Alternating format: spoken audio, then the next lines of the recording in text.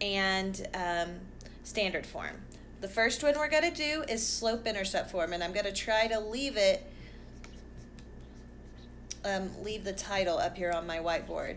So slope-intercept form is what we call y equals mx plus b, and everything means something. So the y and the x are just coordinates that fall on the line, that fall on the function line. So, but the m is what we determine as the slope, and the b is the y-intercept. So the m is the slope and the b is the y-intercept. So to write in slope-intercept form, you need to know the slope and you need to know the y-intercept. Okay?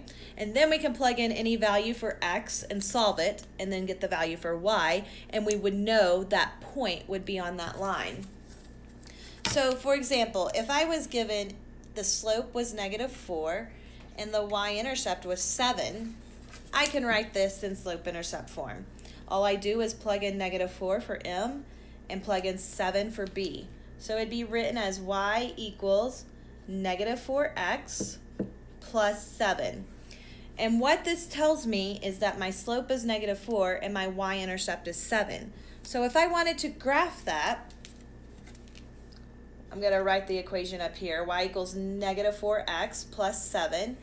I can graph my y-intercept first. This means that it intersects the y-axis at 7. So here's my origin, go up 7. 1, 2, 3, 4, 5, 6, 7.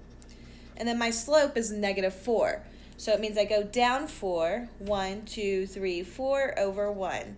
1, 2, 3, 4 over 1. And then I can see where the line's going, and I can draw the line. Okay, so that's graphing it. So let's do another one. If I said the slope was 1/2 and the y-intercept was -3, so I plug in 1/2 for m and -3 for b.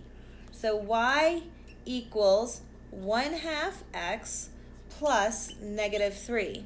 There's actually a little easier way to write that, because when we have a double sign, we don't want to do that. Instead of writing plus a -3, you can actually just write it as 1/2 x just -3.